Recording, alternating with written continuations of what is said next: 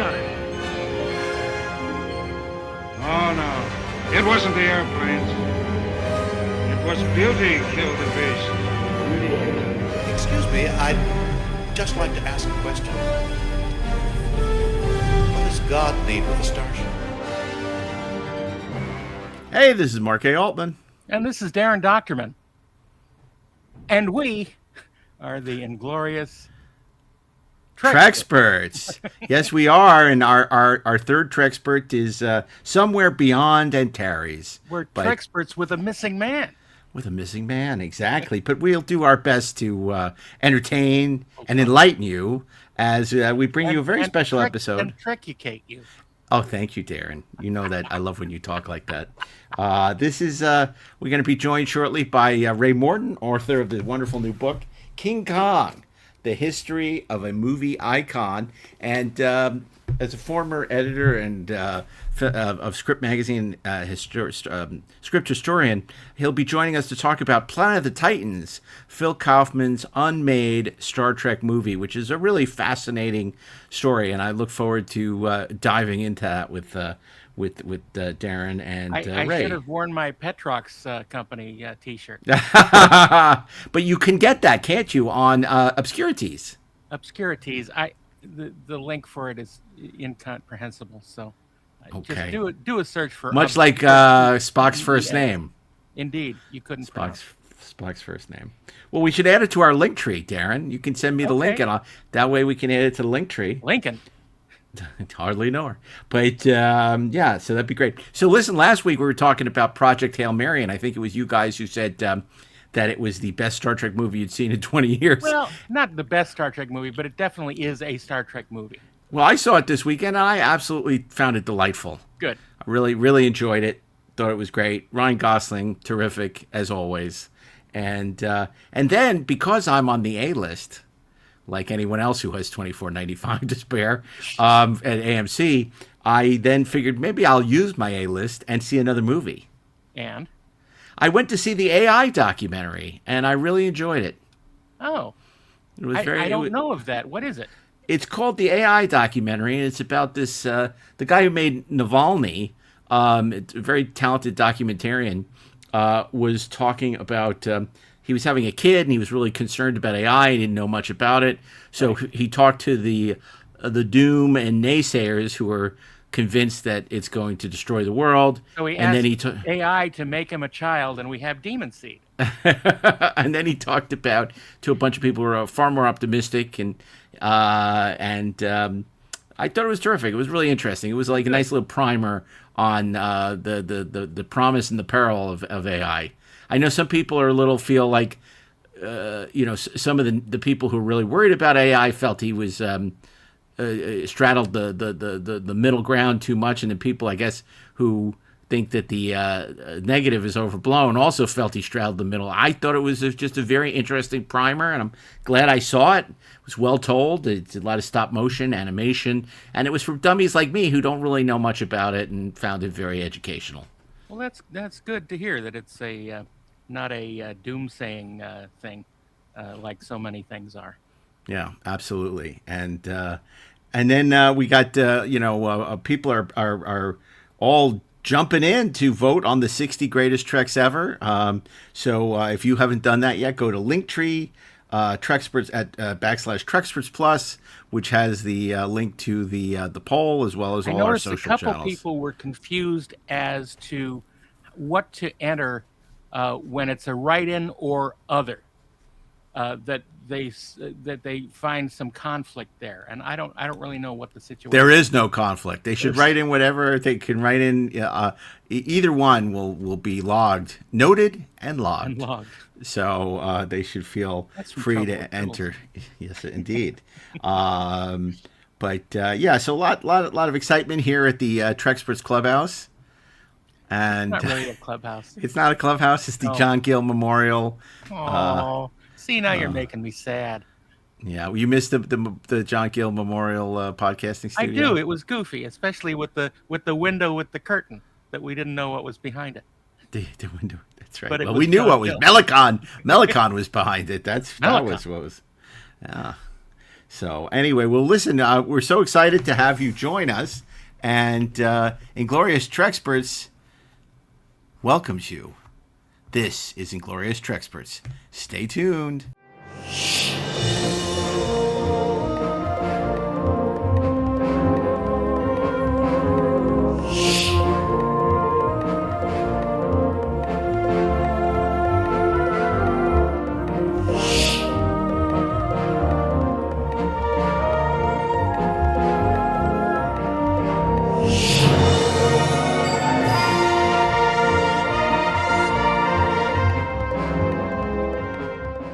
We live in a world where a lot of people have opinions about things, particularly movies and television, and they don't know a hell of a lot.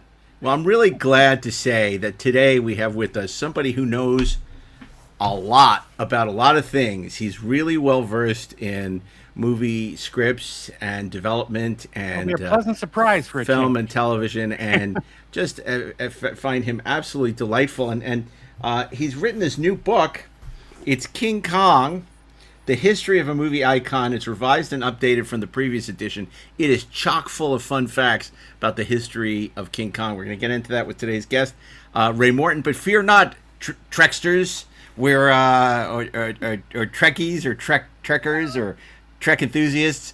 We are going to be talking, after we finish talking about King Kong, we're going to be talking about the King Kong of Star Trek scripts, none other than Planet of the Titans, Phil Kaufman's unmade. I don't even know what to call it. It's so freaking bizarre. Well, we'll talk about that. We'll get to that. But first, we'll talk about something less bizarre that actually did get made, which was Ray's wonderful new book, King Kong. And you can get it from, you can get it today, from all the usual places. This is from Bloomsbury Academic, but, Amazon, Barnes & Noble, everywhere. So I highly recommend it. I'm sure Ray will be doing some signings, too. Hopefully. So Yeah. welcome, Ray. Thank you. Thanks so much. So, Ray, is it true that it was Beauty that killed the Beast? It absolutely was. Okay. Yeah. So, look, you have been an expert on King Kong for a long time. You did the wonderful commentary tracks on the King Kong 76 version that came out a couple of years ago from Shout Factory, I believe. Yep. Shout Factory. And you really are just, in the way that we're Treksperts, you're a Kongspert. And what was it that initially lit that fire for you that you just became so fascinated with King Kong? I saw it probably like we all did when I was a kid. Saw it on Channel 9 in New York, because Yep. they would always run it. WOR WWOR, right. on Thanksgiving. And, every Thanksgiving. My mom would hold Thanksgiving so I could watch it because she would indulge me that way, which was nice. I saw it when I was a kid. Always loved apes, although I never know if I loved apes because of Kong or I loved Kong because of apes, but who knows. Just fascinated with the story, fascinated with the visuals. And then as I got older, started to try to figure out how they did it. And just dug into that as much as I possibly could. Got a hold of that great book that came out in the 70s, The Making of King Kong, which was the first real look into that. And then kind of around that same time is when the De Laurentiis Kong came out. So I was like immersed in that because they were all over the place. They were filming at the World Trade Center, which was not that far from where I lived. And, just the idea of a new Kong was great. So that came out, and I just kind of stayed on that role ever since. They talk a lot about, 89 and Batman, how it dominated the pop culture in the summer. But, that was for a certain generation. Like Ashley's a little younger than us. And so to him, Batman was the thing. But I'm not too, young, old to remember 1976 and what a big deal King Kong was when it came out from Paramount in the summer of 1976. Amazing. And what was Dino's obsession with this? Because this was something he wanted to do for a long time. Right. Well, it actually started as an attempt to do a disaster movie. Barry Diller wanted to do a disaster movie because at the end of 1974, you had Airport 75, Earthquake, and of course Towering Inferno. Right. And they were thinking that all of the good disasters had been taken. So let's do a giant monster movie, because we can have lots of destruction. Yeah, lots of destruction and special effects, but a different way of going at it. And he wanted Dino to do that. Dino was associated with Paramount at that time. And as Dino tells it, he saw a Kong poster on his daughter's bedroom wall, and that made him decide the giant monster they were going to do was Kong. I'm not really sure that's what happened, because a lot of other people claim credit for it. John Landis claims credit for it. Yeah. He was hired to, or he was interviewed to write it, and told Dino, hey, you should do the greatest giant monster of all. And then Michael Eisner claims credit for it, a whole bunch of people.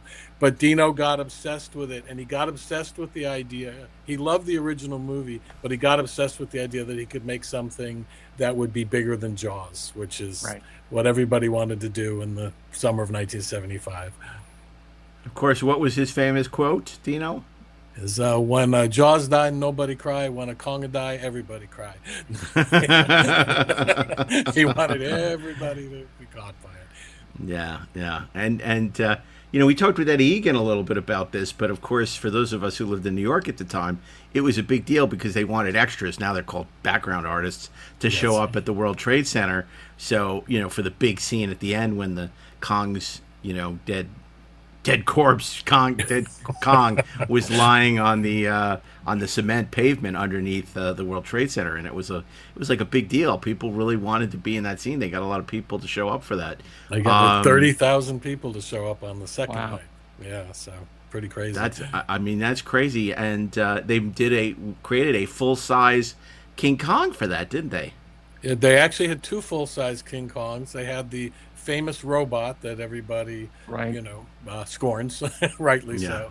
And when they were designing the exterior of that robot, they put a styrofoam creature together to do all the molds and things, and then they took that styrofoam creature to New York and laid it out at the foot of the World Trade Center and covered him with blood, which was pretty cool. So yeah. Well, not for King Kong, it wasn't.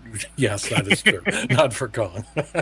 That campaign was incredible. You saw the ads everywhere, and the trailer was like a big deal, and it's just huge. But okay, I want to go back, because you mentioned discovering Kong on Channel 9 WOR back in the day, which usually had the shitty movies, but in this case they had the one good movie, King Kong. What was it about Willis O'Brien's King Kong and Marion C. Cooper, and just the story is incredible. There's been some great there's a great biography about Miriam Cooper and the making of Kong. But what was it that sort of captured your young imagination?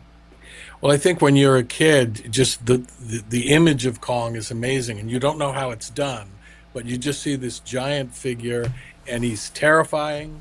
And he's fighting dinosaurs, and then in the end you're feeling sorry for him. So you really get sort of emotionally hooked in. The visuals of the movie are spectacular. They took this little 18-inch puppet, and using mostly rear projection but also some matting techniques, they put him together with the human actors, and when you're a kid it's completely believable. You don't stop to think about the sort of herky-jerky motion and all of that. It doesn't matter. And the atmosphere, the entire atmosphere that they created in the picture, which a lot of people know is based on the paintings of Gustave Doré, mysterious jungles, shadows, fog. It all just created this incredible atmosphere. And then of course he comes to New York, and I lived in New York, so you're like, oh look, he's destroying the city. It just had all of the imagination that you would want. And when you're a little kid, you have dreams of being huge and powerful, because you're not. I think that attracts kids a lot. I don't know. I just fell in love with the whole gestalt of the thing. Yeah. Well, I want to do this is a very important, 6 degrees of Trekspert now with the, so hold on, because we're going to do 6 degrees of Trek with King Kong. Are you ready? Okay. I'm going to ask you before I reveal what is the connection between Star Trek and the original King Kong? Well, both were filmed on the same lot. Ding, ding, ding, ding, ding, ding, ding. You got it. 40 acres. It blew my mind. I only learned that recently, that the Cage and Where No Man Has Gone Before, we knew filmed at 40 acres, but King Kong famously filmed there, and the wall was built there, and Skull Island was built in Culver City. But Yep, also yep. in 1966, the Bat Cave was there. That's right. So everything's connected. It's all connected. It's all connected. It's pretty amazing. But it's incredible when you think of that movie, which really it takes you to another world. And this idea before the entire world had been explored, and that whole kind of Vernsian element that like there was there's this still fog and there's mysterious this places island yet to be discovered. Yeah, and to think that it was all filmed in Culver City, it just shows you the magic of the movies. I mean, it's pretty remarkable, and it's really extraordinary. I think that, but it's also one of those films, much like The Wizard of Oz and a couple of other movies from that era that have stood the test of time, that people still watch, that people still love, that people still know. And what do you think was the alchemy that made that possible? I think if you did, the imagery is very powerful. The idea of the ape on top of the Empire State Building, such an iconic image that once you see it, you can never forget it. But I also think, the script went through a lot of development, and which I go on ad nauseum in the book. But ultimately, the screenplay they ended up with has such a strong mythological undertone. It really pulls from a lot of existing myths, and it kind of makes some of its own. And I just think, like with all of these films that we love, science fiction and fantasy, there's something primal about the storytelling, because it touches, if you want to get all Jungian on it, it touches all into the the primal myth, the universal myth.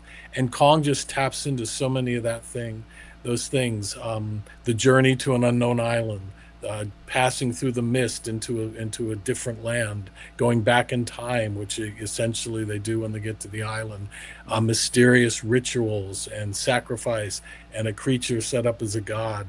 All of these things are in myths and fairy tales, and Kong is a created myth and fairy tale for the 20th century. So it's both old and new at the same time, and I think that's where a lot of the pull comes from. But also, it had never been attempted before. Yes. There wasn't even something that had been like it. Maybe there was there like a dinosaur movie in the silence? The Lost World. The Lost World. Yeah, The Lost World. Yeah. But never to this extent and this level of believability for an audience. I think that has a big thing. How did it do when it was released? Oh, it was a huge hit. It was the Jurassic Park of its day. They didn't really keep grosses in the way that we do now. Right. So you can't really tell how much it made. But it opened the week that they closed the banks for the Great Depression. Right. They shut it down, and it sold out Radio City Music Hall and the Roxy, which was the Radio City's sister theater across the street, 10 shows a day for a week. Wow. And that was in the Depression when nobody had any money. And so multiply that out, and you can imagine how much it made in the time. Yeah, that's extraordinary. It's really amazing, and it's such a great film. I want to ask you, because you go into a lot of depth about how difficult is it to research something that old, because most of the everyone involved is long passed away, so finding you're relying on sort of newspaper and even microfiche, like the ancient. Oh yeah. What was your process when you did the original book, obviously, of researching this? Well, I started out using the 75 book as sort of the outline, and it's a wonderful book, but it's limited in its scope. But I used that as the outline, and then there's a lot of wonderful material at UCLA. There's all the old RKO archives. And so there's shooting schedules, there's all of the copies of the screenplay, there's all the memos related to it, and all of that was so helpful. I also became friendly a fellow who is connected with the Marion Cooper estate. So there was a lot of information I got there, and also Marion Cooper's his papers are all at Brigham Young University, and you can access all of them. So I went through everything related to Kong, and all of that. It really brought up things that I hadn't known before, and also punctured some of the myths about the making of the movie. And I always like to do that in the stuff I write. There's the stories people tell over and over that aren't true, so you kind of find the real truth in it, and that's we always have a lot that of with fun. Trek too, obviously. Yeah. Absolutely. Can you remember one of these stories that turned out not to be true? I mean, not spoiling the book. Yeah, no. Well, the main one is that Marion Cooper, the creator of Kong, always maintained that he got the idea fully formed. He was walking in Manhattan, he looked up, he saw the top of a tall building and imagined a giant ape on top of it. None of that is true. Cooper was a wonderful storyteller, and he told wonderful stories. Kong actually started. Cooper made movies back then that were called natural dramas. Right. They are sometimes identified as documentaries, but they're not really. Right. He and his partner would go out and film in real life locations and then create a fictional narrative. They would sometimes do that through editing. They would sometimes do that by staging scenes. And so that was what he was best known for. One of the shoots, he saw a family of baboons, and he became fascinated with the baboons, and he started actually write a whole paper on them, but that paper got destroyed. But then he had read when he was a child, there was, I'm not going to say his name right, but a French explorer, Paul de Chaloux, and he was the first European to encounter gorillas in Africa. And he wrote this book about his adventures, a lot of which were apocryphal or exaggerated, including gorillas making off with women, which, pretty sure Never didn't happened. happen. But Cooper was fascinated with gorillas, and he thought instead of doing baboons, I want to do a film about a tribe of gorillas, and I'm going to do one of these natural dramas. And his idea was to go to Africa and film real gorillas and then create a story around them. Then he met a fellow who had gone to the island of Komodo, the first Western explorer to visit Komodo with the dragons. And Cooper, being a dramatic guy, thought, wouldn't it be great if the gorillas could fight a Komodo dragon? And the original idea was he was going to film in Africa and then perhaps transport a gorilla to Komodo and have them fight. If you know anything about Komodo dragons, that would have been a very bloody encounter. Yeah, bad idea. Yes. And all of that was all going to be a regular-sized gorilla fighting a regular-sized Komodo dragon. He tried to get financing. He couldn't get financing for it because the Depression had started. So he ended up becoming a producer at RKO. He met Willis O'Brien, who was working on a stop-motion film that got canceled called Creation. He thought, I can do my gorilla movie with stop-motion animation. Well, Creation, they had created dinosaur models because it was going to be about prehistoric creatures. And he thought, it's better than having my gorilla fight a Komodo dragon. Let's have him fight a T-Rex. And so Kong suddenly got big enough to fight a T-Rex, and that's where that all came from. Wow. And the Empire State Building came much, much later. That's spectacular. And it's funny, I've told this story, but I love for Bill Shatner's 70th birthday, we were interviewing Bill's manager among many people for his birthday video, and he said, my favorite movie is King Kong, and he said, everybody loves Robert Armstrong as the adventurer, right? They want to be him. He said, not me. He said, I wanted to be the guy who came up with the idea to put Kong on display in New York and charge admission. I said, and I got King Kong. Oh my goodness. That's great. It was so funny. So extraordinary. Now, they obviously back then movies didn't often capitalize with sequels, but King Kong was a notable exception with Son of Kong, not nearly as successful as the original King Kong creatively or box office. Can you talk a little bit about the genesis of that and how that evolved? Yeah. So little confusing. The head of RKO when they made the film was David Selznick. David Selznick left RKO right before Kong came out. They made Marion Cooper his replacement. So Marion Cooper was now the head of production at RKO. And they needed a lot of movies. They needed a lot of movies fast because they needed to make money to keep the studio afloat. And they told Cooper, you needed to get 40 movies in production by April of 1933. Wow. And his famous quote was, we'll do something called Son of Kong, because anything called Son of Kong is going to make money. They didn't know what Son of Kong was going to be, but so that was one of the first movies that got approved under his ownership. I mean, under his leadership. However, the RKO board stipulated that it had to come out for Christmas of 1933. The original Kong came out in March of 1933 because they needed it to make money for that fiscal year. So Cooper turned to Ernest Schoedsack, who was the guy who co-directed Kong with him, and Schoedsack's wife, Ruth Rose, who wrote the final shooting draft for the original King Kong. And he said, you guys come up with something and make it.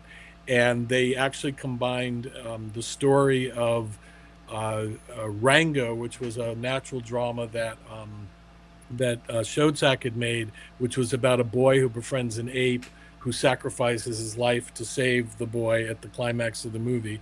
They combined that with bits and pieces of Creation, which Willis O'Brien had worked on, including a dinosaur stampede and a sinking island. They put all of those things together, and that was Son of Kong. Wow. And then it lay fallow for a long time. Was it successful at all? Son of Kong was successful. It was not a smash hit the way that the original was. And it was played more for laughs because they didn't really have the money to do spectacle, because that was the era when you made a sequel, you made it for a lot less money than the original. Yeah. So it's a smaller picture. It has some great things in it, but it doesn't have the mythological. Yeah, and they don't take it as seriously as the original. Yeah, they don't. And there was a great Willis O'Brien was arguing with Cooper and Schoedsack through the making of the whole thing, and there's a particular scene where little Kong hurts his finger, and apparently gave Willis O'Brien's opinion of the producers to the audience because little Kong holds his finger up. Oh my gosh! Everyone said that was a message from O'Brien to That's hilarious. To Cooper and Schoedsack. So, do you, other than the original King Kong, what do you have a favorite Kong iteration of Kong? There've been many versions since. Yes, I mean, I really like the original, obviously. I am a big fan of the 70s one. I know I'm in a minority on that, but I think that movie adds a lot to the Kong mythology that a lot of people think is in the original and isn't, including the whole sympathetic relationship between the girl and Kong. That's in the 70s. You mean Dwan? Dwan, yes. The girl saved by Deep Throat. There's some great stuff in that movie. It's obviously not a classic anywhere near the level of the original, but it adds a lot. And I think there's some really good things, including an absolutely terrific score by John Barry. Yeah. And it's the first real major feature to make use of makeup effects and not admitting it. And not admitting it. That is right. You are correct. Yeah, I love Charles Grodin in it. I love this John Barry score. Yeah, there's a lot. And at the time, it was a huge event. It was like the last big event before Star Wars, like the big event film before. Hey, man, what about Jeff Bridges, man? Yeah. Oh my God. God. It's the last film made prior to Star Wars, not the last film made, but the last major film made with the old way of approaching a lot of special effects. You know, like it was sort of the last hurrah for some of the great old studio folk. It's sort of it's between that and Logan's Run. Yeah, we're both the last gasp of old studio sci-fi. And a bunch of the same people worked on both movies. Glenn Robinson and Matt Yurisich and so on. So, yeah. Yeah, no, that's interesting. And then, of course, Peter Jackson, like you, huge fan of King Kong, and cashed in all his chips from Lord of the Rings to do King Kong, and Did you have a chance to talk to many people from the Peter Jackson, involved in the Peter Jackson version? I talked to Philippa Boyens, the co-writer. I didn't get to talk to too many folks. And James Newton Howard, who did the score. I tried very hard to talk to Mr. Jackson, but it was not to be. So it doesn't seem like he talks much about it. I don't know if they, other than contemporaneous stuff, there hasn't been a lot in retrospect. I haven't seen him talking much about it. Yeah, I'm not sure where he stands with it at this point. It was considered disappointing when it came out, but part of that was how long it was. It just couldn't make the money that they needed it to make. It's funny. It really was him cashing in his chips. He hasn't really come back from it, I don't think, so much, It's funny, a lot of people say it's too long, but I love all the pre-Kong stuff in New York, like the 1930s, stuff, where before they even get to anything to do with King Kong. And of course, then Kong has, sort of had new life breathed into it with the legendary MonsterVerse. I thought it was fairly. I'm not a huge fan of those films, but I do like Skull Island, which I thought is great. Doing Apocalypse Now with monsters was like crazy, wacky, and it's kind of a cool, really edgy well little done. movie. Yeah.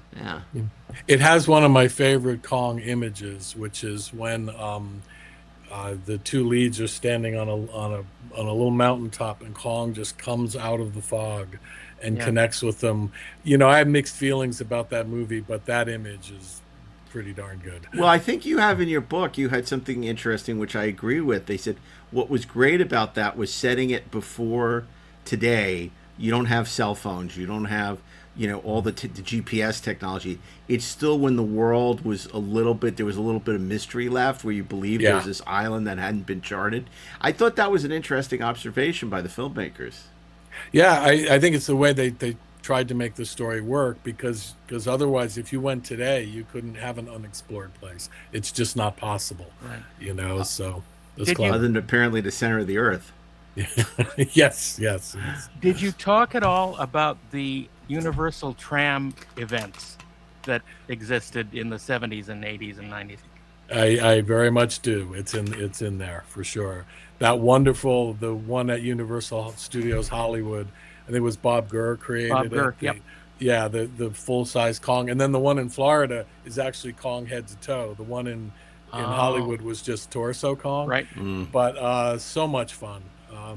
I like that so much better than the 3D bells and whistles. Yep. I just thought that was extraordinary because you were with Kong. And I always loved that in the 76 version, the L train, and just it's great. And he stuff. has banana breath. And he has banana which is awesome. It got hot. It got and hot he would in there. spit on you. Yeah. Which was something. Now, the new revised version of the book, and again, the book is King Kong: The History of a Movie Icon, which is revised and updated from your previous. What are some of the big things you added, or that you updated or found since you wrote the original version? Right. Well, the original book covered basically the first 6 Kong movies. So from the original to the De Laurentiis sequel, King Kong Lives. Oh, yeah. And I had a little brief chapter on the Jackson movie because the book had to be finished 6 months before the movie came out. Sure. So there wasn't anything I could do there. So there are new chapters on the Peter Jackson King Kong. All the old chapters have been updated pretty extensively because I found out a whole bunch of new information. I also put in a lot more about the developments of all the screenplays because that's kind of where a lot of my focus can be a lot of these days. Then I also added chapters on all of the new Kong stuff that's come out since. So there has been a Broadway musical. There has been the legendary Kong films, which I cover. There's a whole publishing franchise run by a guy named Joe DeVito, who is an artist and writer, and he creates books and comics and collectibles in association with the Marion Cooper estate. So I cover a lot of that. And then I updated, I have chapters on, Kong movies that were never made and the rip-offs and the spin-offs. And I just updated all of that to include all new things. and corrected some facts that were a little off in the old book that I discovered since needed to be corrected. So it's pretty much a fresh version of it. Yeah, no, that's great. It's a great book. I mean, I haven't read the whole thing, but I started it, and I think it's terrific. Thank you. So it's and you're just so, like I said, there's so much frivolous commentary about movies out there for people who don't understand film history, and you're someone who takes things very seriously and is very well versed and does the hard work. So I think it's a great book. I highly encourage people to pick it up. I did want to ask you, because of course while we have you, one of the things we wanted to talk to you about was this remarkable oddity in Star Trek history back in the 70s, when Star Trek was the studio was desperate to do a feature film of Star Trek. They had a dalliance with Phil Kaufman, who had just done the movie White Dawn for them. Yes. And would later go on and do great movies like Invasion of the Body Snatchers for United Artists, and obviously co-created Raiders of the Lost Ark for Lucasfilm. In fact, that was a film he was supposed to direct initially. But before any of that, and of course, the Right Stuff as well, which is the Right Stuff in '83, yeah. And Unbearable Lightness of Being. If we're going to continue to go through his filmography, his oeuvre, yeah. But Planet of the Titans, the more you learn about it, the more bizarre this movie is. It was his attempt to sort of do 2001. He was very influenced by all the works of Olaf Stapleton, which was another one of those 70s, not Van Daniken, but like one of these kind of very 70s notions. And at the heart of it, like so many things in the 70s, we know the Bermuda Triangle was something that was an obsession, but Stonehenge. Yeah. And I'm not talking about Spinal Tap, but Stonehenge and black holes.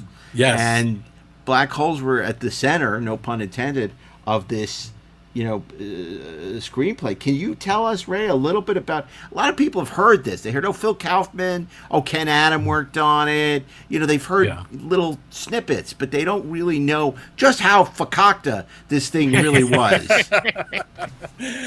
Yeah. Well, as most people probably know, Paramount wanted to do a Star Trek movie, and in 1975, about May 1975, they made a deal with Gene and brought him back, and he he actually came up with an idea for a prequel. Then that was put aside.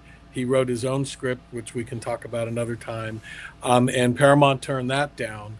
And then what happened was Paramount still wanted to do the movie, so they took pitches from a lot of other writers, and that wasn't working.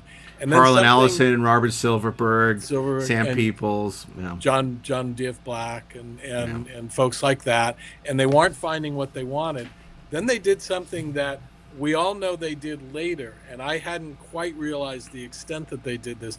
They shifted the whole project over to the TV division, which of course they later did with Star Trek II. And somewhere in there is when Gerald Eisenberg came aboard the project, and he was a well-known producer of TV movies and specials and things. And somehow I don't know all the mechanics of it, but he got in charge of it. And they took some pitches from TV writers, and I think the idea was to do a TV movie at some point, but that was short-lived. And then they decided to put it back in the feature division. One of the reasons I think that they put it with the TV division is the guy running the studio at the time was David Picker, who ran United Artists during the Bond era and the Beatles era. Right. And Picker had Charles Bluhdorn, who ran Paramount, wanted a Star Trek movie. And the famous story, which is probably partially true, is that because his daughter was a big fan and she wanted a movie. There are a lot of other reasons too. But I think when the TV thing didn't work out, I think Picker put it with the TV department because he was very clear. He did not want to make a Star Trek movie. He wasn't interested. And he didn't want to spend a lot of money on it. He did not. Absolutely. Yeah. Mark, I think, is muted. Your microphone is off, Mark. Yeah. I want to add a little something to that because I was, I talked to David Picker for my Bond book, and, of course, I couldn't resist asking about Star Trek. And he basically, and this is paraphrasing, he said, "I hate Star Trek. I have no interest in Star Trek. Wanted to have nothing to do with it." So yeah, Picker was not a fan. So it doesn't surprise me that he would push it over to the TV division. There's one of those just that because- shows up every 20 years or so. Yeah. So, And but I also think Bluthorn was very determined to get a Star Trek feature. he made. was. Yeah. So when the TV version didn't work out, they brought it back over to features, and they brought Gerald Eisenberg with them. So he was going to essentially produce the movie in conjunction with Gene, but I think he was running the project as near as I can tell. And he brought in two writers. I always get their names mixed up, but Alan Scott and Chris Bryan, who had written Don't Look Now, the Nicholas Roeg film. Both British guys coming over, not all that familiar with science fiction or Star Trek. And at this time, they also, and it was at David Picker's urging, brought in Phil Kaufman because Picker was very much a fan of The White Dawn and thought Kaufman was a really good director. And the thing that Paramount got kind of fixated on, and it carried, I think, over into the motion picture also, was they didn't want to do just a TV episode. They wanted to do an important film, whatever that meant. And I don't think they knew what that meant. And so they didn't want to just do an episode, but they couldn't quite figure out what you would do if you didn't just do an episode. What that difference would be on the big screen, yeah. Exactly. So I think that's why there were so many stops and starts and failed things. But anyway, so Kaufman came aboard, and they developed a story, and that's the story I think that we know as Planet of the Titans. And it's kind of a cool story as far as it goes. But I should say before that, when they brought on the writers and Kaufman, they did not have Shatner, and they didn't have Nimoy. So they had to write a Star Trek story without Kirk and without Spock. Interesting challenge. Luckily, they came aboard pretty quickly. But the story, I'll try to keep it really brief, but it begins, I think, at the end of the series. The Enterprise arrives to rescue this other ship. The ship is gone.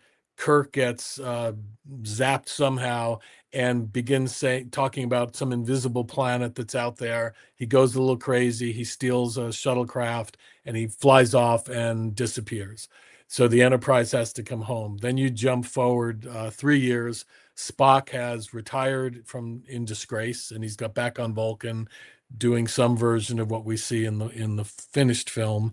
The Enterprise, under a new captain, is sent back out to the place where Kirk disappeared, and they pick up Spock along the way because they need his knowledge. Spock doesn't want to go, but he comes along, and then they discover that there is this hidden planet there. That Kirk was right; there was a planet, and they surmise somehow that it is the mythological planet of the Titans, a great race of genius people who created genius technology, and gave fire to mankind. The parents of the Greek gods, basically. Yeah, pretty much. And there's Klingons are pursuing them, and there's a battle or of some sort. They separate the saucer from the star drive. The saucer crashes on the planet, where they discover Kirk, who spent 3 years running around like a wild man. And they discover that the Titans are long gone. And now the planet is run, and I'm going to say the name wrong, but Signans, I think, by this. I keep thinking of the creatures from the Time Machine, but probably a little more sophisticated than that. And they're evil creatures, and if they're going to want to take over the galaxy or whatever, they recover Kirk. They return to the star drive. They put the ship back together again. The Signans have taken it over. Kirk comes back to his senses and flies the ship into a black hole to destroy the Signans so they can't endanger Earth. Somehow that destroys them, but keeps the crew still alive. The crew arrives back in the Stone Age, and you realize that they are the Titans. They are the ones who brought this great technology to the universe. So, not a bad story. A little bit confusing. A little bit confusing, yeah. And then that Your was mic is off again, Mark. I don't know what's going on over there. Here he comes. okay. Are you back? No, you're not. There we go. There you are. Okay. Yeah. No, the point that I was going to say was, and then, after they developed this for a while, and then they finally, the Don't Look Now guys disappear, Phil Kaufman takes it on his own, and makes some big changes, because one of the things you see is that he's not a Shatner Kirk fan. He loves Nimoy and Spock, and it becomes a very Spock-centric. It starts with the black hole. In fact, I'll read you a little excerpt here. Oh, nice. It starts, opens far in the deep reaches of space with the awesome spectacle of a black hole destroying a solar system. A luminous bridge of matter is being sucked from the sun of the system into the infinite blackness. The maw of this voracious space cannibal. Now, I have to tell you, I love the writing on this, but I don't love the story that he's telling. Basically, they're rescuing a bunch of aliens. And to his credit, what he does is these are not bumpy forehead. He's trying to depict all kinds of crazy aliens, and Spock is mind melding with them. And something happens during one of the mind melds that totally screws up Spock. But what's interesting is he does say this is the last voyage of the 5-year mission. When they go back to Earth, this is the end of the 5-year mission. And Spock, it's interesting because you do see things that end up in Star Trek: The Motion Picture, because there's this whole ritual that's supposed to purge emotions on Vulcan that Spock's trying to, but he's experiencing Pon farr, and he kind of becomes involved and obsessed with this sort of this psychiatrist that's treating him. And what was her name? It was you remember what? But you're gonna love this description. At the black hole, a battle ensues, and since this is our only battle in the movie, it's spectacular. The Enterprise is at a terrible disadvantage. It is far outnumbered, caught off guard, and is loaded down with the weight of its humanitarian rescue mission. Maybe they have Sauron on board. It's looking for a ribbon. It's like being wrapped in joy. Antimatter energy levels are low. The Enterprise is hit, not seriously. The lead Klingon ship is destroyed. Tiny vessels stream out from its space parachutes. Scotty zeroes in on one, takes coordinates, beams at a Klingon commander. Now, of course, this becomes the obsession of our good friend Phil Kaufman, because he desperately wanted... Your mic went out again, Mark. I don't know what's going on over there. Maybe it doesn't like you. I don't like you either.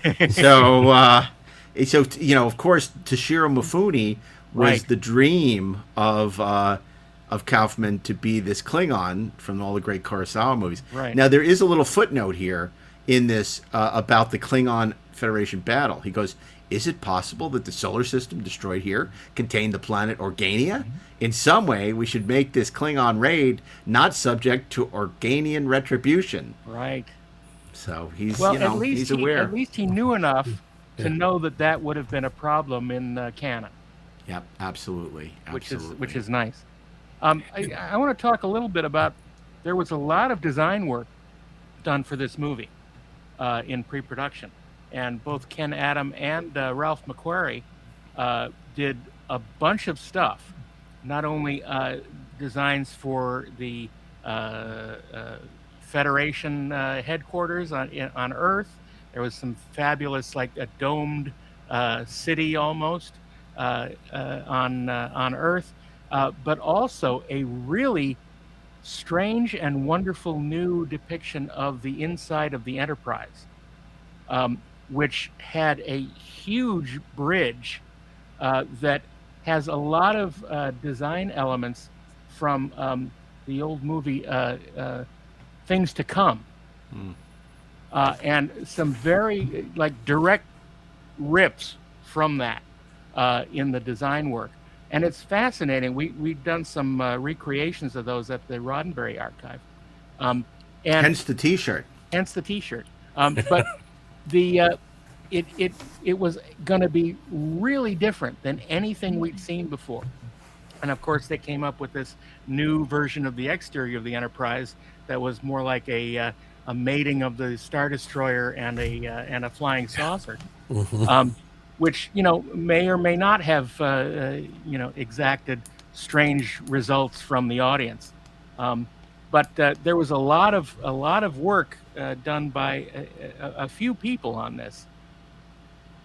One of the first things I remember ever hearing about the motion picture, or seeing, I should say, there was some issue of Starlog, and there was, I think, a hangar. The Enterprise going into an asteroid? Into an asteroid. I remember that was the first thing that I ever saw about that movie. So. Yeah. And that is still one of the most incredible images I've ever seen. Yeah. I have a big print of it. It's gorgeous, and I love it. That's great. I love that shot.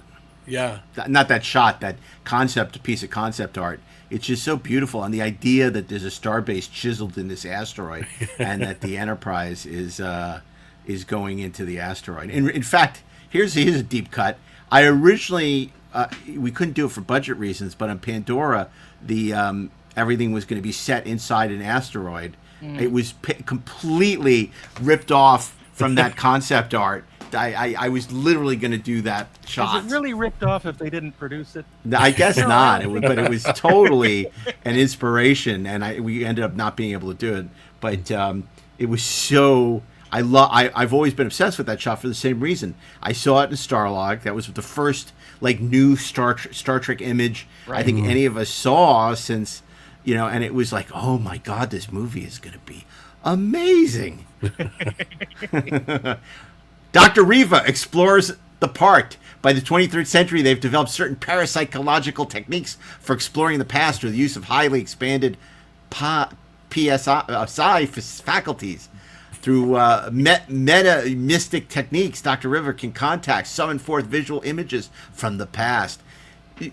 Kaufman was so obsessed with making this 2001 and psychedelic, the not thinking franchise. And in fact, one of the great frustrations is he liked Gene Roddenberry quite a bit, but he felt that Gene Roddenberry was trying to make the TV show and be too slavish to what had come before, where he wanted to reinvent the whole thing and do something epic and Kubrickian. Right. Yes, very much so. And you know what? I think he would have been pilloried for it if that had happened. Oh, I think it would be very unsatisfying. I mean, what do you think, Ray? I mean, you've read both versions of the Titans. Had this been made, let's go engage in a little what if. What do you think the reaction would have been? It's such an out there idea. I think the fans would have been disappointed. I don't think they would have. I don't think it's enough Star Trek, even though it wasn't an action adventure story, which I think at its heart Star Trek has to be to some extent. I think it would. I don't think it would have been as bizarre, but I think it would have been listed along movies like Zardoz and things like that. It has a Zardoz feel, doesn't it? Yeah. Especially when they go back to Earth and they're all the Neanderthals, and Captain Kirk meets his son, who's older than he is. And he finds out he has a son, and his son keeps calling him Papa, which I just find bizarre. It's like, is he British? I mean, it's like, I just don't understand why he calls him Papa. And then Stonehenge is here. I got to read you Stonehenge. Okay, who can say? It's like literally Spinal Tap. I can't do the voice, but who can say where these ancient stones came from? Who laid them one upon the other? They stand there as if they were once part of a greater structure, now mere toppled ruins, remains of a hidden scheme, a mystery. and then you have Harlan Ellison jumping in saying, "Runes, not ruins." Now, I have to say, I have tried to get Phil Kaufman many times, not only for STLV for us, but also for this podcast, and he will not talk. And it's funny because he did talk to Ed Gross 10 years ago for 50 Year Mission, but we have not been able to get him to talk about this. He just does not want to talk about his Star Trek experience, which is a shame because, Ray, I'm sure you can tell us how this all culminated, which is one of the great stories of all time in how he found out that this was not going forward. One of the best lines of all time for sure. But just a quick aside, he was at the screening of Invasion of the Body Snatchers at the Cinematheque a couple months back. He talked a lot about Star Trek there. Did he really? Wow. Yeah, he did, about science fiction and the line that we're about to talk about. But yeah, so the Brian Scott left and Phil wrote his version of it, and Paramount turned that down. And the way that he found out was that Jerry Eisenberg called him and said the project is off. And I believe the executive's line was, "There is no future in science fiction." And so that was the end of that. But the reason that they did that was, in part, I think the script was just too far out there. The other thing is Star Wars came out, and sort of the myth is when Star Wars came out, Paramount said, "Let's do Star Trek the movie." And of course, that's not what happened. No, they said, "Oh my God, we've missed it. We've missed it." There's Exactly. no more audience left. Star Wars took it all." Yeah, they took it all. You get one shot at this sci-fi audience, and they got it. Yeah, and that was where the line "There's no future in science fiction" came from. And it took Close Encounters, 6 months later, to make them think, "Oh, we could keep this thing going." So, Hey, don't we have something like that? Yeah. What I are we mean, that's the working big on? mistake. Everyone thinks that Star Wars was what led to the motion picture when it was, in fact, it was Close Encounters. Yeah, You know, absolutely. so very interesting. Well, this whole Planet of the Titans thing was a fascinating footnote in Star Trek history. But I want to thank you, Ray, and I really encourage people to pick up the book, King Kong: The History of a Movie Icon. And we're going to have you back to talk about the God thing, because that's another relic of that development period that is cray.